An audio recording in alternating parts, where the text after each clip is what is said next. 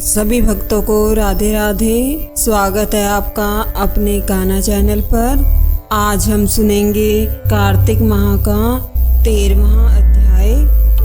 ओम नमो नारायण।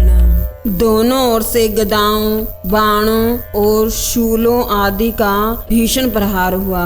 दैत्यों के तीक्ष्ण प्रहारों से व्याकुल देवता इधर उधर भागने लगे। तब देवताओं को इस प्रकार भयभीत हुआ देख गरुड़ पर चढ़े भगवान युद्ध में आगे बढ़े और उन्होंने अपना सारंग नामक धनुष उठाकर बड़े जोर का टंकार किया। पल मात्र में भगवान ने हजारों दैत्यों के सिरों को काट गिराया। फिर तो विष्णु और जलंधर का महासंग्राम हुआ। बाणों से आकाश भर गया।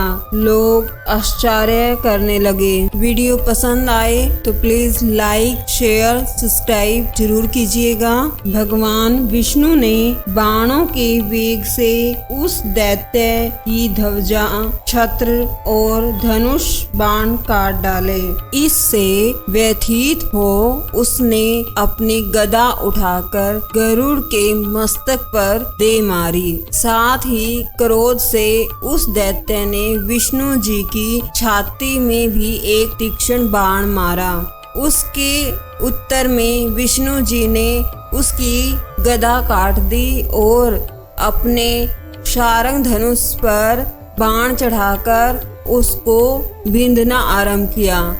इस पर जलंधर इन पर अपने पैने बाण बरसाने लगा। उसने विष्णु जी को कई पैने बाण मारकर वैष्णव धनुष को काट दिया।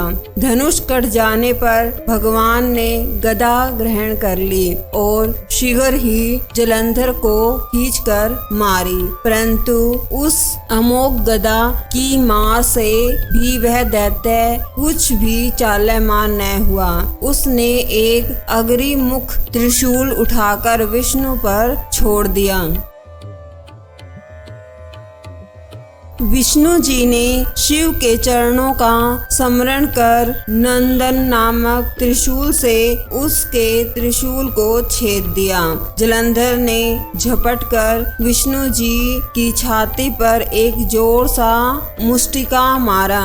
उसके उत्तर में भगवान विष्णु ने भी उनकी छाती पर अपनी एक मुष्टि बाहु और मुष्टि को से बाहु युद्ध करने लगे। कितनी ही देर तक भगवान उनके साथ युद्ध करते रहे। तब सर्वश्रेष्ठ मायावी भगवान उस दैत्य राज से मेघावी वाणी में बोले, रे रण दैत्य श्रेष्ठ, तू धन्य है जो इस युद्ध में इन बड़े बड़े आयुध से भी भयभीत न हुआ। तेरे इस युद्ध से मैं प्रसन्न हूँ। तू जो चाहे वर मांग। मायावी विष्णु की ऐसी वाणी सुनकर जलंधर ने कहा, हे भावुक, यदि आप मुझसे प्रसन्न हैं तो यह वर दीजिए कि आप मेरी बहन तथा अपने सारे कुटुंबियों सहित मेरे घर निवास करें। नारद जी बोले।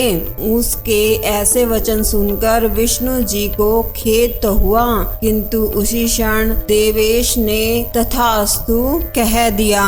अब विष्णु जी सब देवताओं के साथ जलंधरपुर में जाकर निवास करने लगे। जलंधर अपनी बहन लक्ष्मी और देवताओं सहित विष्णु को वहां पाकर बड़ा प्रसन्न हुआ। फिर तो देवताओं के पास जो भी रत्न आदि थे सबको ले जलंधर पृथ्वी पर आया। निशुंभ को पाताल में स्थापित कर दिया और देव, दानव, यक्ष, गंधर्व, सिद्ध, सर्प, राक्षस, मनुष्य आदि सबको अपना वंशवर्ती बना त्रिभुवन पर शासन करने लगा। उसने धर्मानुसार सुपुत्रों के समान प्रजा का पालन किया। उसके धर्म राज्य में सभी सुखी थे। ओम नमो नारायण। राधे राधे।